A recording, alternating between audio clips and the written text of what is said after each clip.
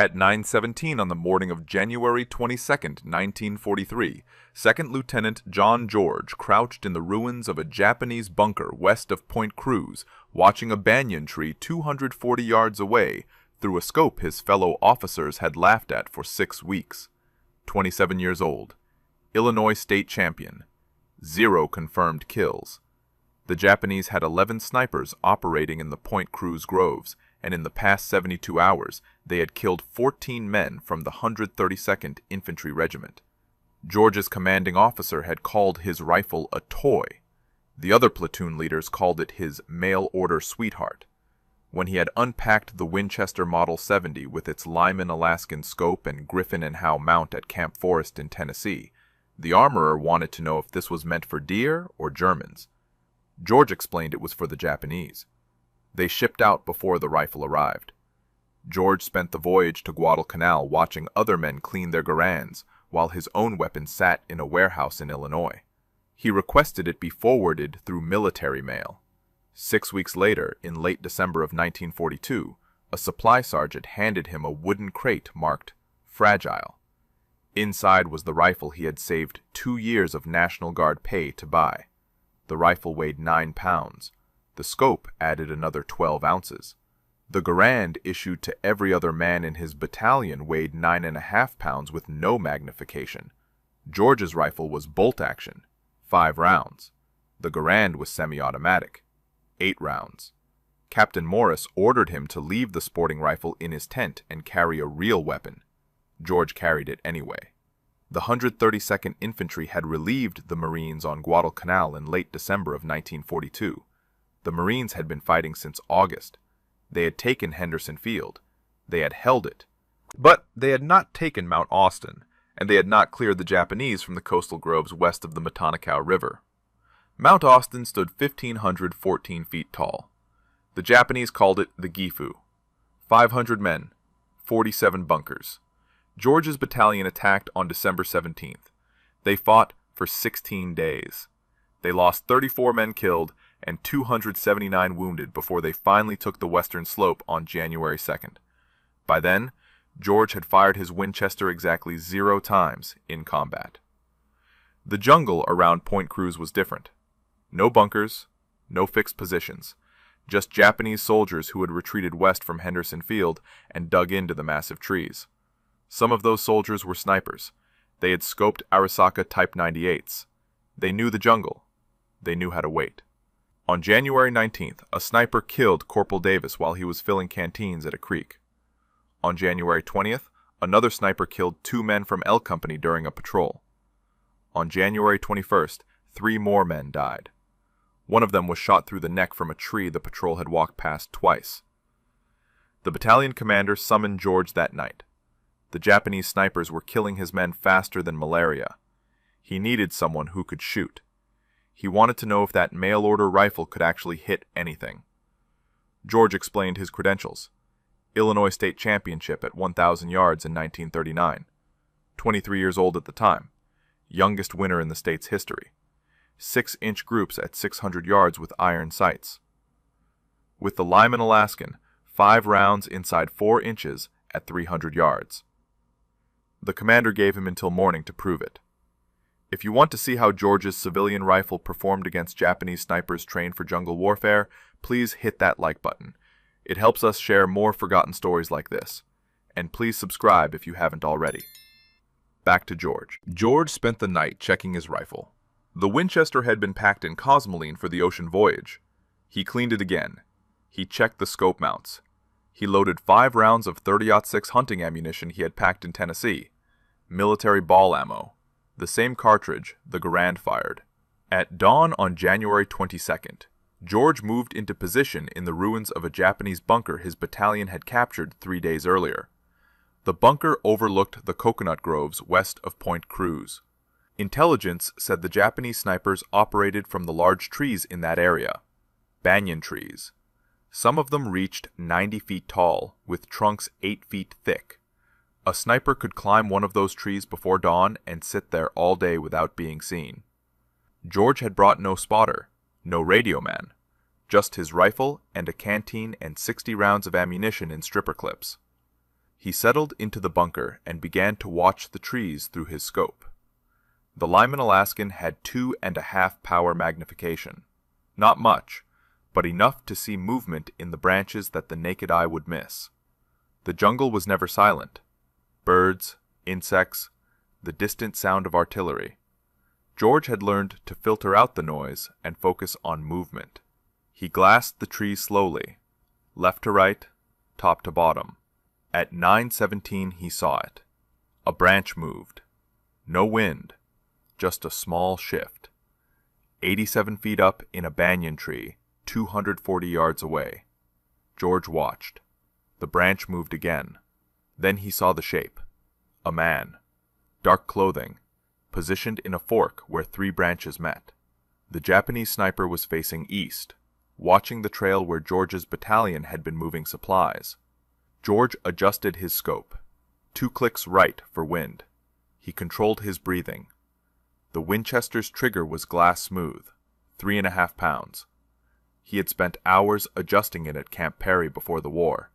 Now he would find out if a civilian target rifle could kill a man trained to kill him first. George squeezed the trigger.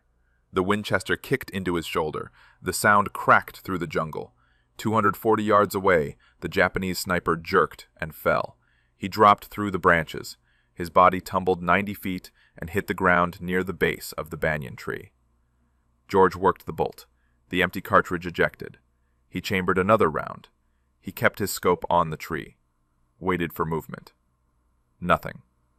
The sniper's partner would be close.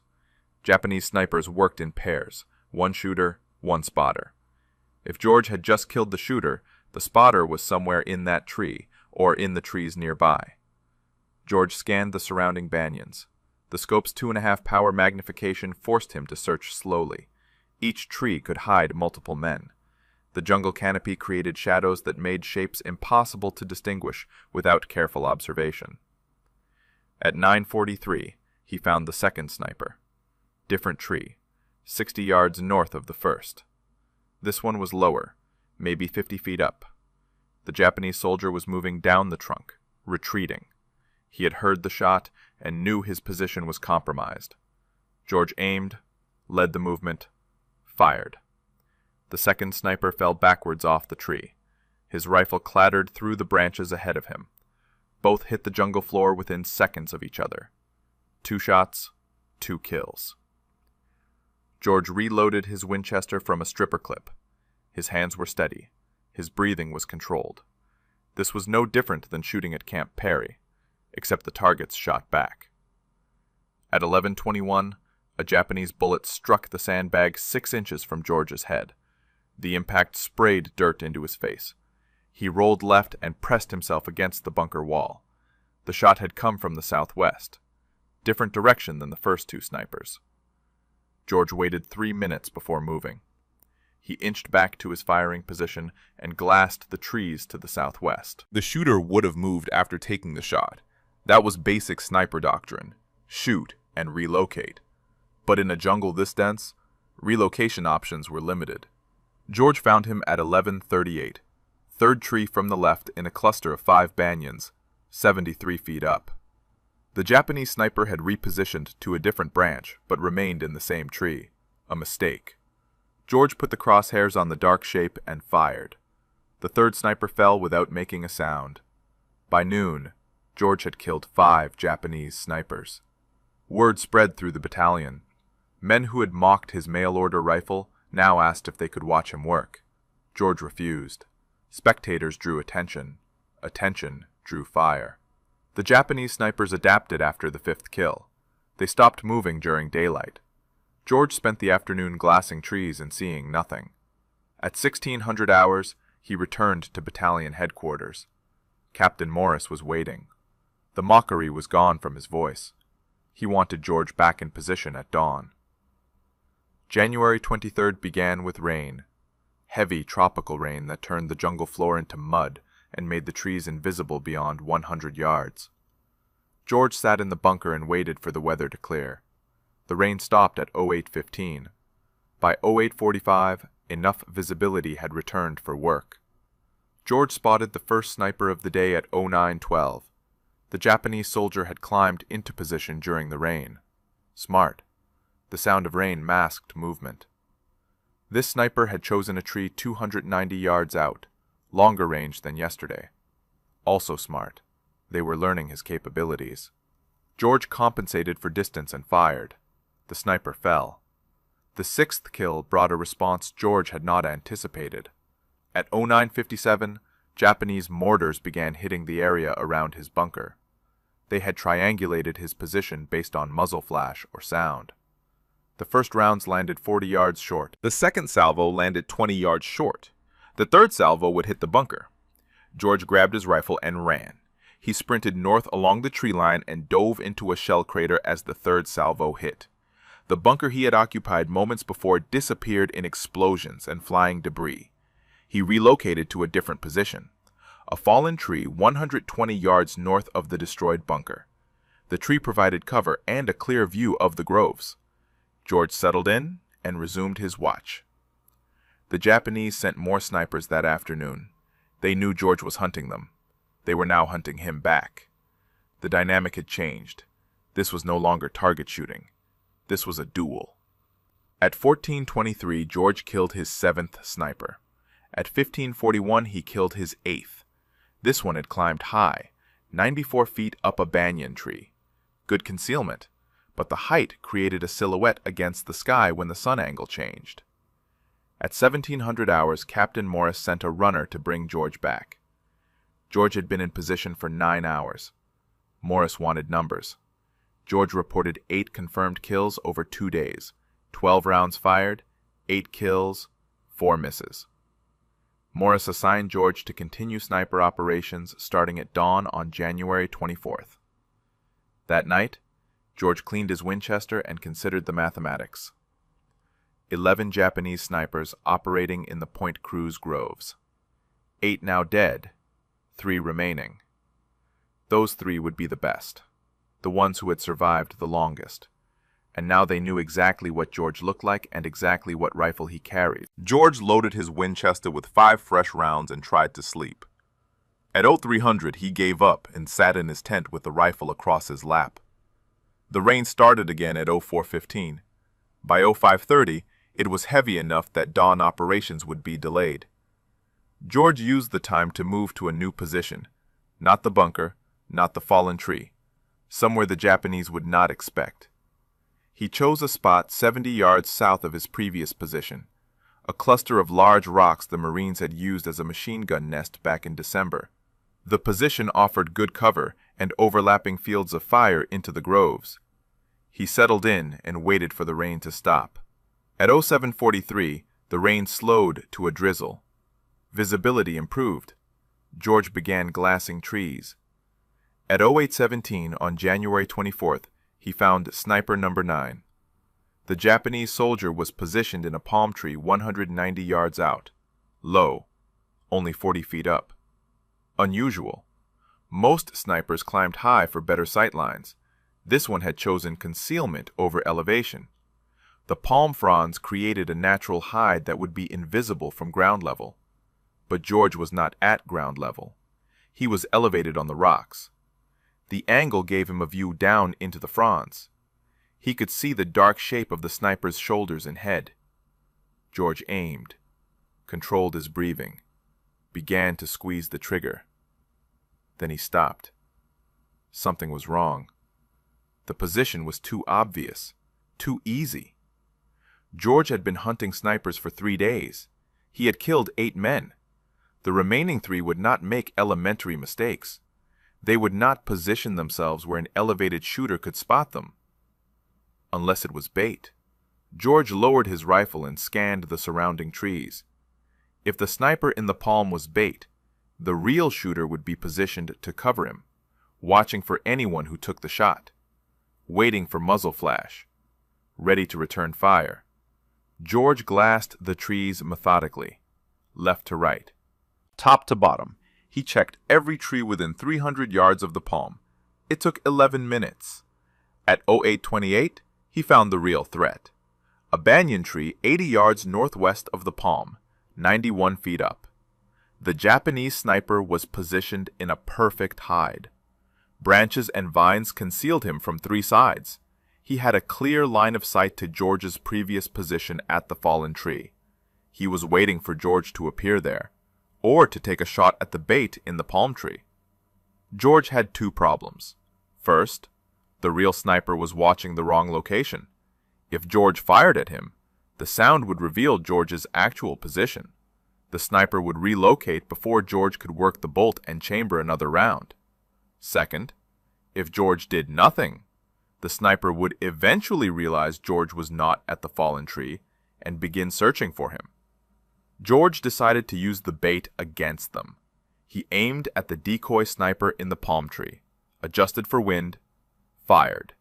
The decoy sniper jerked and fell from the palm. George immediately swung his rifle toward the banyan tree 91 feet up. The real sniper would react to the shot. He would turn toward the sound. That turn would create movement. George saw it. A slight shift. The sniper was repositioning to face George's location. George put the crosshairs on the dark shape and fired before the sniper could fully turn. The real sniper fell. His rifle tumbled after him. 2 shots, 2 kills. But George had revealed his position to anyone else watching. He grabbed his rifle and ammunition and ran. He moved east along the rock line and dropped into a drainage ditch 40 yards away. He pressed himself into the mud and waited. At 08:34, Japanese machine gun fire raked the rocks where he had been positioned 6 seconds earlier. The bullets kicked up dust and stone fragments. The fire lasted 17 seconds. When it stopped, George counted to 60 before moving. He relocated again, this time to a position 100 yards east, a shell crater partially filled with rainwater. George settled into the crater with water up to his chest. He rested the Winchester on the crater rim and resumed glassing trees. 10 confirmed kills, 1 remaining. The 11th sniper would be the best, the smartest, the most experienced. He had watched 10 of his comrades die over 3 days. He knew George's tactics. He knew George's rifle. He knew George's approximate location, and somewhere in those trees, he was watching, waiting, planning. George scanned the jungle through his scope. The Lyman Alaskan magnification made distant shapes visible but not identifiable. Every dark spot could be a branch, or a man. George had to study each one carefully. At 09:47, he realized his mistake. The 11th sniper was not in the trees. He was on the ground, and he was moving toward George's position. George saw the movement at the edge of his peripheral vision, 60 yards south, low to the ground, a shape moving through the undergrowth parallel to the tree line. The Japanese sniper was using the jungle floor vegetation for cover, ferns, vines, fallen branches. He was crawling toward George's last known position at the rocks. George remained motionless in the water-filled crater. The Winchester was already shouldered. His breathing was controlled. But the angle was wrong. The crater rim blocked his view of the approaching sniper. George would have to rise up to get a clear shot. Rising up would expose him. The Japanese sniper stopped moving at 09:52. He had reached a position 40 yards from the rocks. George watched through his scope. The sniper was studying the rocks, searching for movement, for any sign of his target. George waited. Patience was the primary skill of sniper work, the ability to remain still, to let time pass, to wait for the right moment rather than force a bad shot. At 09:58, the Japanese sniper began moving again. He crawled forward, 35 yards from the rocks, 30 yards, 25 yards. He was approaching from the south side, the side George had used when he evacuated under machine gun fire. George understood the tactic. The Japanese sniper had watched the machine gun attack. He knew George had moved east from the rocks. He was now working his way along the most likely escape route, hunting George the way George had been hunting him. At 10:03, the Japanese sniper reached the rocks. He moved into the machine gun nest and took up a position facing east, toward the drainage ditch, toward the area where George should have relocated. The sniper was now 38 yards from George's actual position in the water-filled crater. But he was facing the wrong direction. His back was exposed. George had a clear shot. Center mass, 38 yards. An easy shot even without a scope. But George hesitated. This sniper had survived 10 days of American operations in the Point Cruz groves. He had outlived 10 other snipers, men who had been killed because they made mistakes. This man would not make mistakes.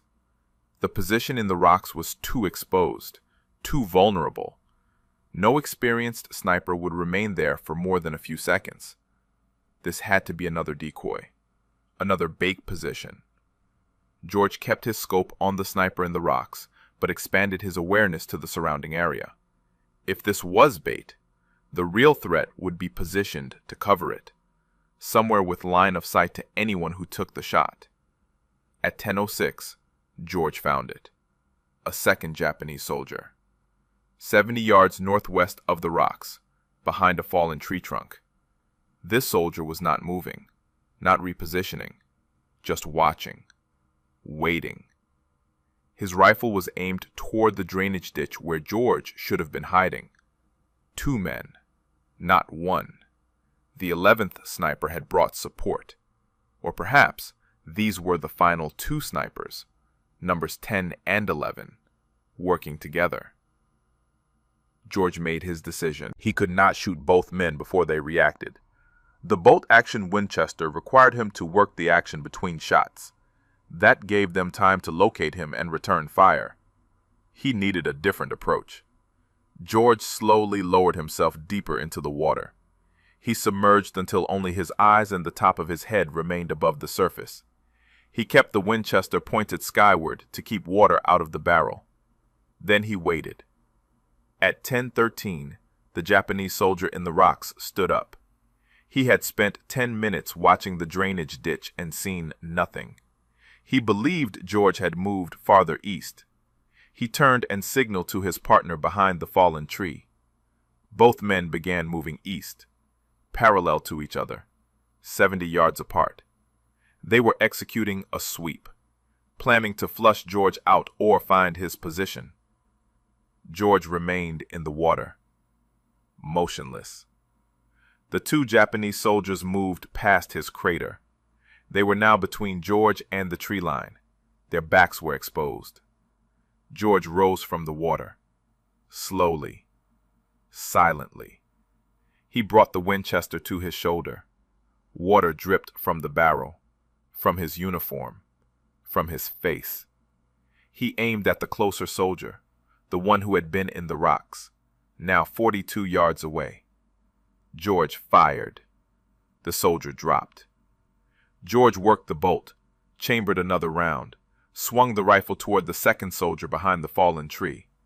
The man was turning, raising his rifle. George fired first. The second soldier fell. 11 shots fired over 3 days. 11 Japanese snipers dead. George had cleared the Point Cruz groves of the threat that had killed 14 Americans in 72 hours. But as George climbed out of the crater and retrieved his spent cartridges, he heard a sound that made him freeze. Voices. Japanese voices. Coming from the tree line. Multiple men, moving toward the fallen soldiers. George had killed the snipers, but the snipers had not been working alone. George dropped back into the crater. The water was cold, muddy. He submerged until only his eyes remained above the surface. The Winchester he held vertically to keep the barrel clear. The Japanese voices grew louder. At least 6 men, maybe more. They were moving toward the 2 dead snipers. George heard branches breaking, equipment rattling. These were not snipers. Infantry. A patrol or a recovery team sent to collect the bodies. George counted seconds. The voices stopped at the location of the first body, 42 yards from his crater, close enough that he could hear them clearly even without understanding the words. Then the voices moved to the second body. More conversation. Urgent tones. At 10:28, the voices began moving again. Not back toward the tree line, toward George's crater. They had found his tracks. Boot prints in the mud leading from the rocks to the crater. George had been careful about noise and movement. He had not been careful about tracks. George had 5 rounds in the Winchester, 6 Japanese soldiers at minimum. Poor odds for a bolt-action rifle. He considered his options. Stay hidden and hope they passed by, or fight. The voices grew closer. 30 yards, 25 yards, 20 yards. At 10:31, a Japanese soldier appeared at the crater rim. He was looking down, directly at George. Their eyes met.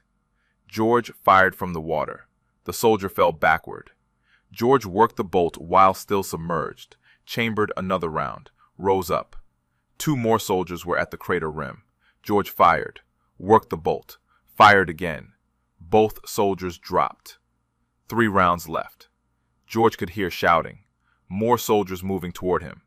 He climbed out of the crater on the north side, away from the approaching voices. He ran 20 yards and dropped behind a fallen tree. Japanese rifle fire cracked through the jungle. Bullets struck the ground around the crater, around the fallen tree. The soldiers were firing at movement, at sound, not at confirmed targets. George stayed low. He glassed the area through his scope, saw movement. 2 soldiers advancing toward the crater, 50 yards out. George aimed at the lead soldier, fired. The soldier dropped. The second soldier dove for cover. 2 rounds left. George heard more voices behind him. The Japanese were flanking, one group approaching from the south, another from the east. George was about to be surrounded. He made his decision. He could not win a firefight with a bolt-action rifle against multiple soldiers with semi-automatic weapons. He needed to break contact, move back toward American lines. George grabbed his rifle and ran north. He sprinted through the jungle undergrowth. Vines caught his boots. Branches whipped his face. Japanese rifle fire followed him. Bullets snapped past, struck trees, kicked up dirt. George ran for 90 seconds before diving into another shell crater. This one was dry. He pressed himself against the crater wall and listened. The Japanese voices were distant now. They had not pursued. They were regrouping around their dead. George checked his rifle. Mud on the stock. Water still dripping from the barrel. He had 2 rounds left and no stripper clips. The clips were in his pack. The pack was somewhere near the water-filled crater. At 10:47, George began moving again. Not running. Walking. Staying low. Using the terrain for cover. He moved northeast toward the American lines. The jungle was quiet. No voices. No movement. Just the sound of his own breathing and the distant rumble of artillery. At 11:13, George reached the American perimeter. A Marine sentry challenged him. George identified himself. The sentry let him through. George walked to battalion headquarters and reported to Captain Morris. Morris wanted a full debrief. George provided it.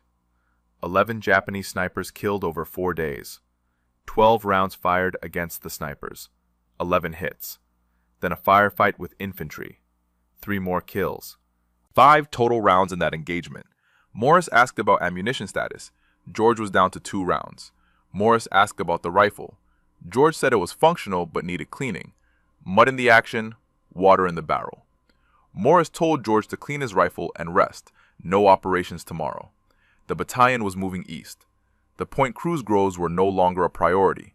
The Japanese were evacuating Guadalcanal. Intelligence suggested they would complete the withdrawal within 2 weeks. George returned to his tent. He field-stripped the Winchester and spent 2 hours cleaning every component. Cosmoline and gun oil. Patches run through the barrel until they came out clean. He checked the scope mounts. Adjusted the eye relief. Loaded 5 fresh rounds. At 1400 hours, word came down from division headquarters. The battalion commander wanted to see George. George walked to headquarters wondering if Morris had filed a negative report. Unauthorized engagement, excessive ammunition expenditure, operating alone without support. Instead, he found Morris and 2 other officers waiting. One of them was Colonel Ferry, the regimental commander. Ferry had one question. Could George train other men to do what he had done? George said he could try, but it would require time, and rifles with optics, and men who could already shoot.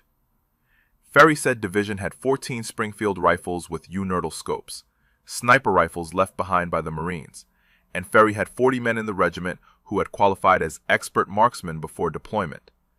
Ferry wanted George to create a sniper section, train the men, develop tactics, clear any remaining Japanese snipers from American operational areas. George accepted, but he had one condition. He wanted to keep his Winchester. Ferry approved the request. George kept his Winchester Model 70. The 14 Springfield rifles with uninertal scopes went to the men George would train. Training began on January 27th. George had 40 men assembled at a makeshift range 2 miles east of Henderson Field. The men were expert marksmen on paper. They had qualified with iron sights at ranges up to 500 yards, but none of them had combat experience as snipers.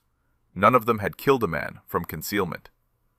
George started with the fundamentals: breathing control, trigger squeeze, reading wind. The Springfield rifles weighed 11 pounds with the uninertal scopes, heavier than the Garand, heavier than George's Winchester. The weight made the rifles stable but tiring to hold for extended periods.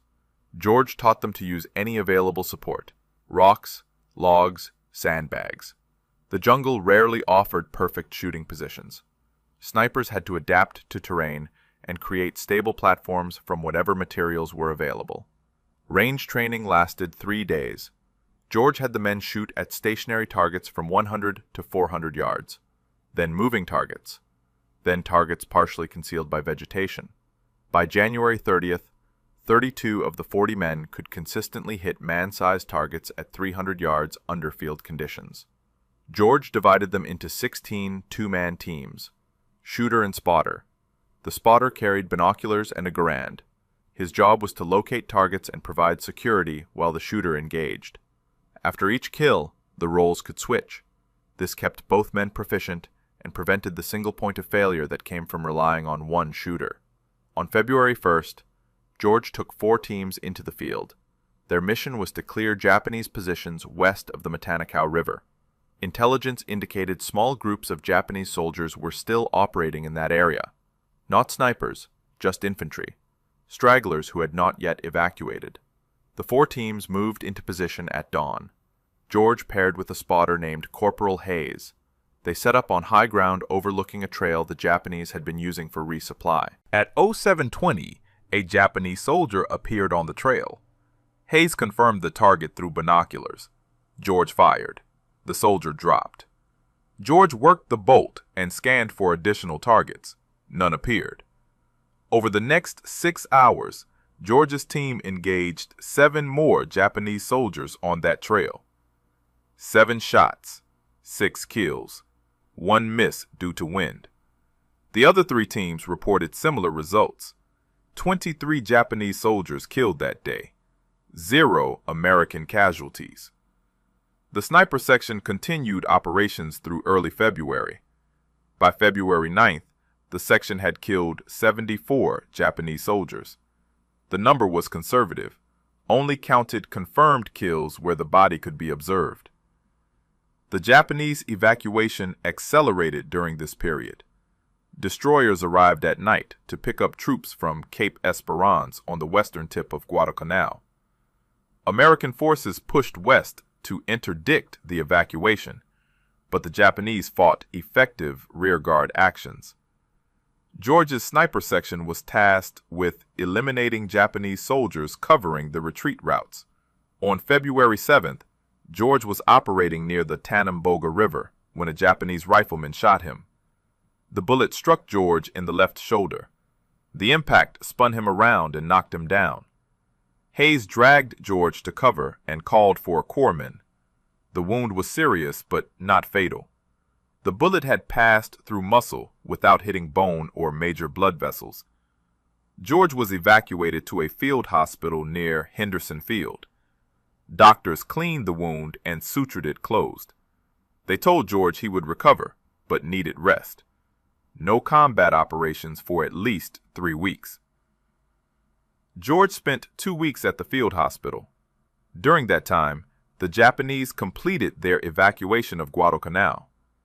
On February 9th, American forces reached Cape Esperance and found it empty. The campaign was over.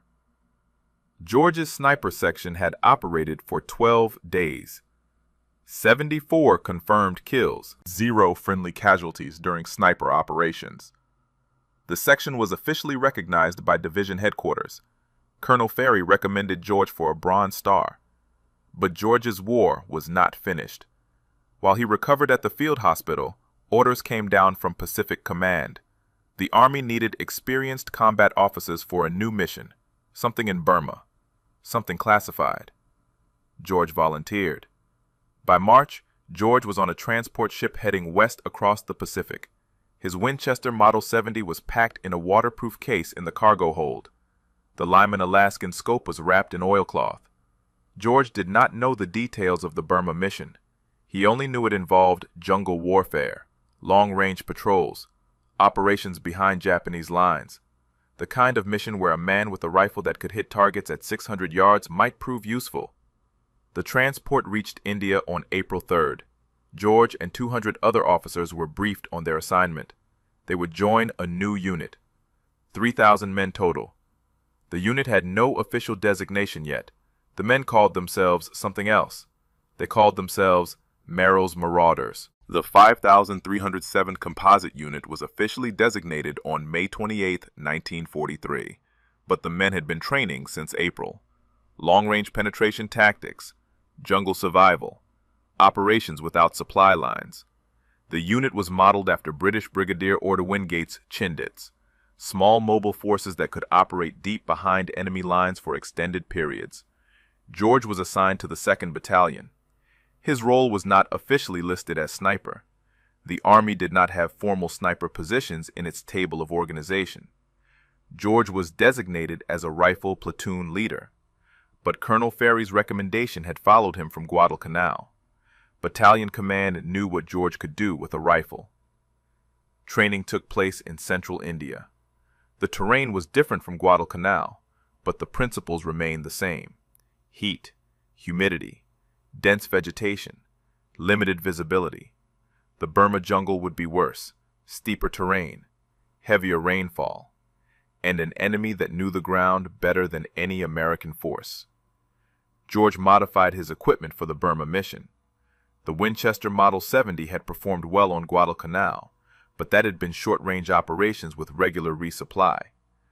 Burma would involve patrols lasting weeks, hundreds of miles through jungle.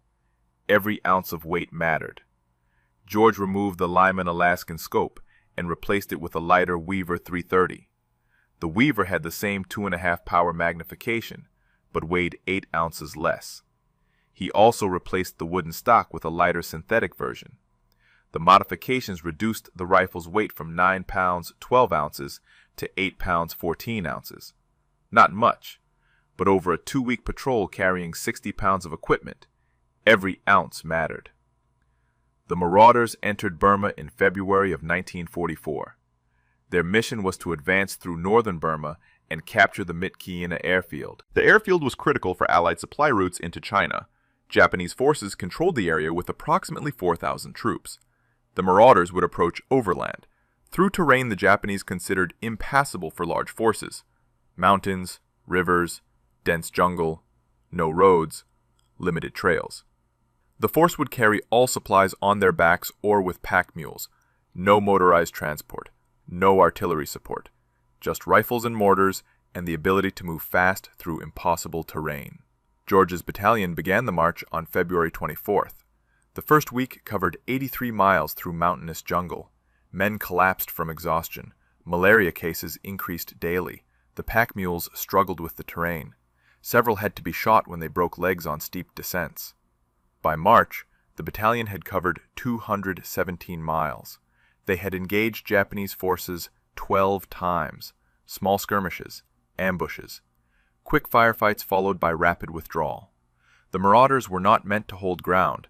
They were meant to move, to harass, to cut supply lines and create chaos behind Japanese positions. George used his Winchester 3 times during the march, once at 412 yards against a Japanese officer directing troops at a river crossing, once at 380 yards against a machine gun position, once at 290 yards against a sniper who had pinned down a marauder patrol. 3 shots, 3 kills. George never fired more than once per engagement. The Winchester's report was distinctive, different from the Garand's sharp crack. 1 shot announced his presence. A 2nd shot would give the Japanese time to locate him. George learned to shoot and move immediately. The march to Myitkyina took 3 months. By late May, the marauders had covered over 700 miles.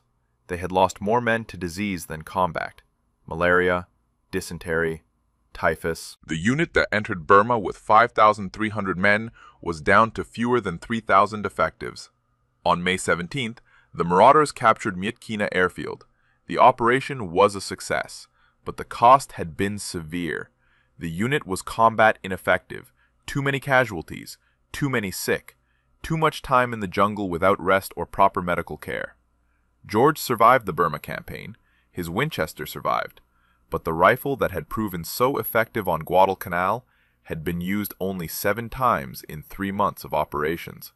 The marauders rarely engaged in the kind of long-range precision shooting that required a scoped rifle.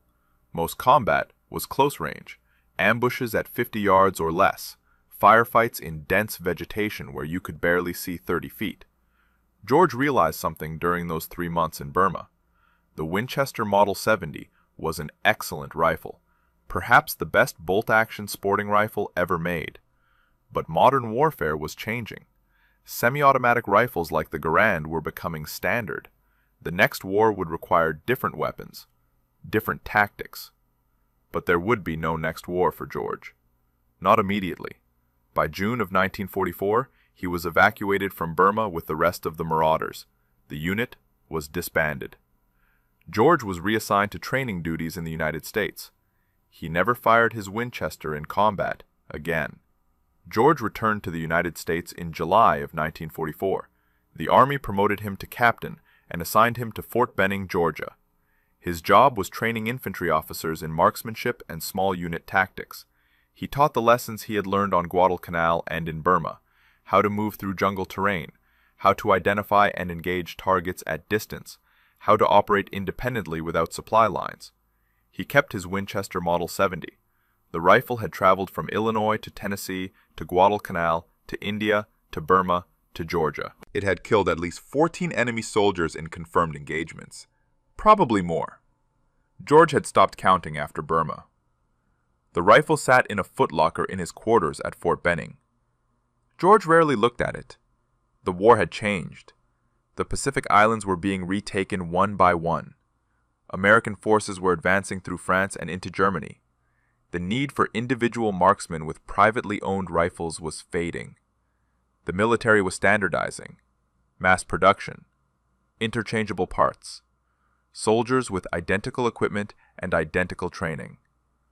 George understood the necessity. Modern warfare required industrial scale. But something was being lost. The individual skill. The craftsman approach to soldiering. The idea that a man with the right rifle and the right training could change the outcome of a battle. George was discharged from the Army in January of 1947. Lieutenant Colonel. 2 Bronze Stars, 1 Purple Heart. Combat Infantry Badge. He returned to Illinois and enrolled at Princeton University on the GI Bill. He studied politics. Graduated with highest honors in 1950. After Princeton, George spent 4 years at Oxford, then 4 years in British East Africa, studying regional politics and institutions. He eventually settled in Washington, D.C. as executive director of the Institute of African American Relations. Later, he joined the State Department's Foreign Affairs Institute as a consultant and lecturer on African affairs. George never spoke publicly about Guadalcanal or Burma during those years. He had colleagues who knew he had served in the Pacific, but they did not know about Point Cruz. They did not know about the Japanese snipers. They did not know about the Winchester Model 70 that sat in a case in his home. In 1947, George decided to write down what had happened. Not for publication, just for his own record. He wanted to document the weapons and tactics of jungle warfare while the details were still fresh. He wrote for 6 months. The manuscript grew to over 400 pages. A friend at the National Rifle Association read the manuscript and suggested publication. George was reluctant.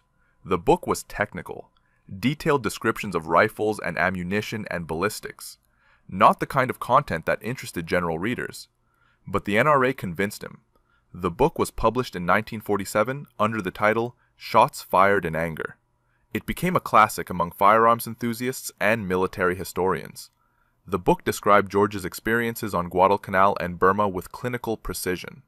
No embellishment, no hero worship, just facts and observations about what worked and what did not work in combat.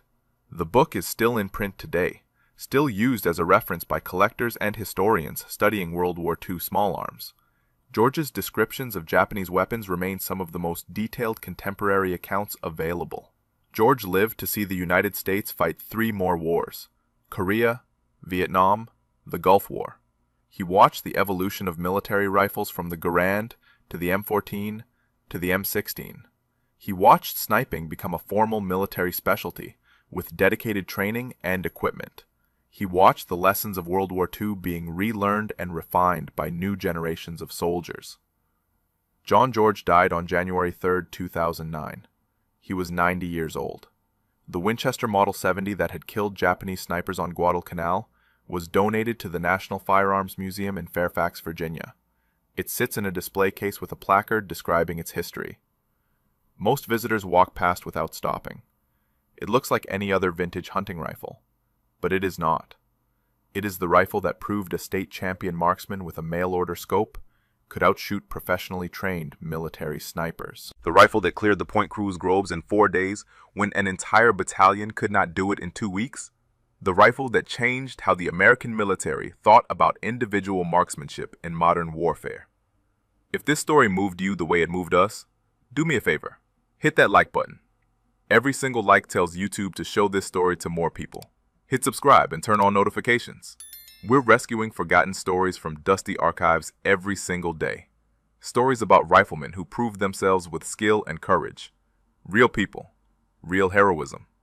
Drop a comment right now and tell us where you're watching from.